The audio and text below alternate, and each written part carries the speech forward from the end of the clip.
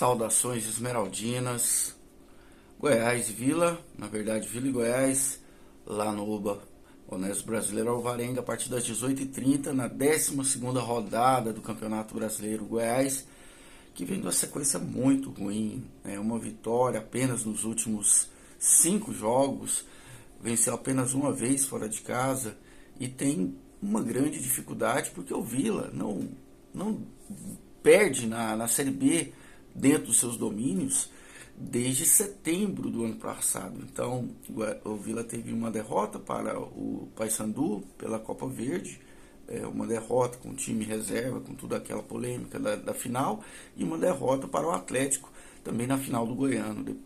Mais nada além disso em termos de resultado negativo em seus domínios. E o Goiás com essa dificuldade de ganhar fora de casa, e a gente viu como foi o jogo contra o Santos, mas eu vou falar um pouco também sobre isso aqui. Então aqui é o canal, canal Verde 33, eu sou o Helder Dias, você que nos acompanha sempre, muito obrigado por estar aqui, e você que está vindo aí pela primeira vez, ou que está voltando depois de muito tempo, seja sempre muito bem-vindo, muito bem-vinda. Se for possível, já deixe o seu like aí. Se não for possível, veja o vídeo até o final e deixe sua avaliação, o like ou o dislike. Mas é importante para a gente ter um parâmetro do que a gente faz por aqui. Que sempre falamos do Goiás, do futebol goiano, do futebol brasileiro e uns pitacos aí pelo mundo afora em outros assuntos de vez em quando. Mas o centro é sempre o Verdão da Serra. Enfim. O Goiás tem um compromisso muito difícil hoje. Um clássico já seria uma situação de dificuldade. Por melhor que fosse o momento do Goiás e pior que fosse o momento do Vila, a gente sabe que clássico a conversa é outra. No favoritismo ele fica muito diminuído, apesar da distância técnica. Sempre foi assim. De vez em quando tem uma goleada, acontece uma surpresa de um lado ou de outro. Mas em geral, como em qualquer outro clássico, é um 0x0, 1x1, 1x0, 2x0, placares ali com 1 ou 2 gols no máximo, somam aí 70% no mínimo dos clássicos, né? E isso vale para a maioria dos confrontos Brasil afora. No caso Goiás e Vila é assim, apesar de Goiás ter um retrospecto aí historicamente muito superior ao do Vila no número de vitórias, né? São mais de quase 50% de vitórias em relação ao número de jogos, né? O Vila tem nos confrontos aí pouco mais da metade de vitórias sobre o Goiás em relação ao número de vitórias, né? do Verdão, mas cada jogo é um jogo. O Vila anda muito bem jogando em casa, é bom que se diga, e o Goiás está com esse trauma de jogar fora da Serrinha.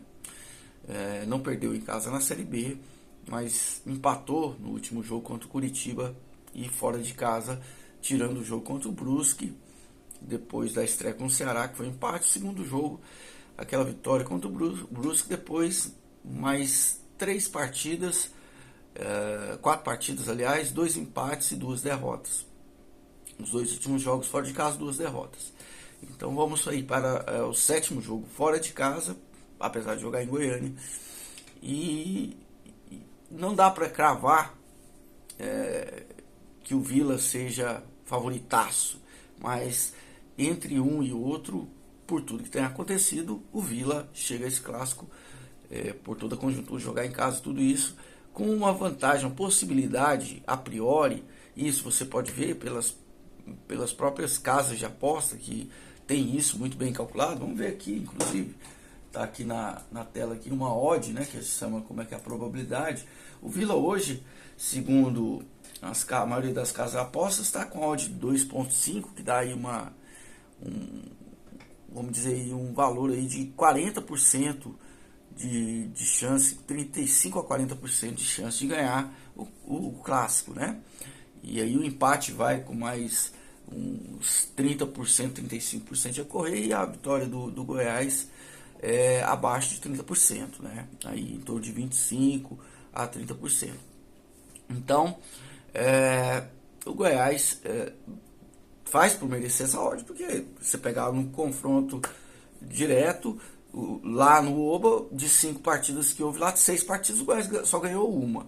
Se pegar pelos últimos jogos da Série B, todos os jogos, 6 jogos, o Goiás ganhou um. Então, essa probabilidade está até alta em relação ao retrospecto do Goiás. Temos que ter essa ciência. E assim, voltando um pouco no jogo contra o Santos, que eu não comentei aqui, o Tadeu falhou como eu não vi nunca um goleiro do Goiás falhar. Não vi aquela cena, é uma cena muito rara, né? O goleiro pular para alcançar a bola e tentar agarrá-la e fazer um gol contra.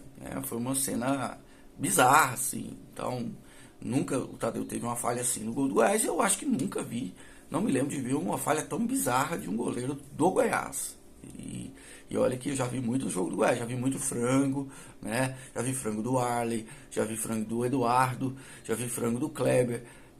Não me lembro de ver frango assim, falha feia do Edson, né? É um goleiro muito antigo, naquela época tinha pouca imagem disponível, provavelmente ele falhou também. Mas esse tipo de frango que o Tadeu teve é algo que afeta muito o psicológico, né? Tanto da defesa como um todo, porque existe uma questão de segurança que passa do goleiro para os homens ali da proteção, e também do próprio Tadeu. O Tadeu não deve ter dormido direito aquela noite, e espero que esteja recuperado psicologicamente para essa partida, que é um clássico, né? Então, a grande qualidade dos bons atletas profissionais, dos grandes atletas, é superar o que ocorreu no jogo passado, e pensar, e é assim que tem que ser. Porque se você levar tanto o que há de bom quanto o que há de ruim do jogo anterior, eu fui muito bem nesse jogo, e relaxar, ou eu fui muito mal nesse jogo, então no próximo a tendência é ficar deprimido e não desempenhar também. Então as duas coisas são muito ruins. E espero que o Tadeu tenha superado, porque a gente precisa dele. Ele é o melhor goleiro do Goiás, isso a gente não tem dúvida, apesar das críticas que às vezes são imerecidas, mas dessa vez realmente foi incrível. Uma falha que poucas vezes você vê numa pelada, né? Num goleiro da qualidade do Tadeu, é algo realmente que deve ter feito ele se penitenciar bastante. E o time do Goiás novamente provou que fora de casa está numa situação muito complicada. Eu preciso mudar. A gente tem uma dependência. O Goiás está passando por uma galhardite, né? Uma falta de um atacante de referência e alguém que preocupa. Isso eu já falei em outros vídeos aqui. O Galhardo deve voltar hoje, deve ser o comandante do ataque do Goiás, e isso vai ajudar sim a um melhor desempenho do setor ofensivo. Regis também pode ser escalado pela primeira vez depois se contundir antes da estreia. Existe a possibilidade até grande, apesar de na escalação do Joga 10 News aqui não está, né, que é um site que atualiza sempre a provável escalação do time. Não está nem ele nem o Messias, está como substituto do Lucas Ribeiro ainda o Ian Souto, e no meio está ali o Wellington. Então o Regis não está também escalado, e o Sander deve começar no banco, deve estar relacionado, mas começar no banco. Então o Luiz Henrique começa como titular. Mas é incrível como o Thiago Galhardo fez falta nesses 3 jogos que ele não atuou, e como o Goiás precisa dele para ter essa referência, para poder abrir espaços e para os outros jogadores se desempenharem o melhor papel. Espero que o Regis entrando vai estar sem ritmo, vai estar numa situação ainda, mas é uma emergência. O Goiás precisa de alguém com a técnica do Regis. Quem já viu o Meia jogar por outros clubes, pelo Guarani, jogou em grandes clubes também do futebol brasileiro, mas eu lembro muito da passagem dele pelo Guarani. Ele era uma figura central do time, né? E é como o Elvis, mais ou menos. Para quem quer ter uma noção aí, eu sempre comparo muito ele com o Elvis, né? E quem sabe aí de como aquela temporada que o Goiás voltou a subir em 2021, o Elvis foi fundamental. E é esse papel que a gente espera do Regis também. Lá no Oba, o Vila precisando ganhar, o Vila tendo a torcida jogando a favor. Se o Goiás consegue um gol, isso muda tudo, fica muito mais virado, vamos dizer assim, a torcida vai cobrar muito do seu time e aí pode ser positivo. Então eu creio que o Goiás deva tentar sair para o jogo mais do que vem feito, e precisa sim sair mais para o jogo do que tem feito aí nesse campeonato. O Goiás praticamente, a não ser contra o Brusque, o Goiás foi dominado fora de casa. Então conseguiu um ponto importante contra o Ceará, conseguiu um ponto contra o Paysandu, mas contra o Avaí, contra o Mirassol, contra o Santos, a gente viu como o Goiás foi dominado. E contra o Santos, né, teve uma chance de ouro de abrir o placar com o Pedrinho e não se erra um gol, Pedrinho, não se erra um gol daquela forma, precisando da chance como você tem precisado de mostrar seu valor, seu valor como promessa do clube. Então é algo que fica marcado. O Goiás no 0-0 ainda, e aquele gol não podia, aquela bola não podia ser tocada se não fosse para dentro do gol. Então é incrível como você conseguiu errar, mas acontece. Partir para a próxima, como eu falei em relação ao Tadeu, você é novo, mas está devendo muito. Então hoje nós teremos um jogo bastante pegado, como eu acho que com menos técnica do que a gente gostaria, um jogo de placar miúdo, acredito eu, e que não tem o Goiás como favorito. Isso é básico. Não sei se pode dizer que o Vila é um grande favorito, mas um ligeiro favoritismo para o Vila Nova nesse jogo, né? Por todas as circunstâncias. E vamos ver o que vai dar. Espero que o Mr. Zanardi tenha um coelho na cartola, porque tá difícil ver o time jogar fora de casa e a competência dele já está começando a ser colocada sob prova. Ele tem aí a justificativa dos desfalques, mas não pode se basear só nisso. O time precisa mudar a atitude em campo. E é isso que a torcida quer ver hoje lá no Oba contra o grande rival Vila Nova a partir das 18h30.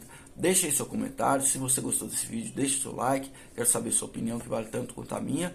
E se não for inscrito, se inscreva no canal, ok? Um abraço, vamos ver o que vai acontecer. A gente volta aqui depois para comentar o jogo. Até mais.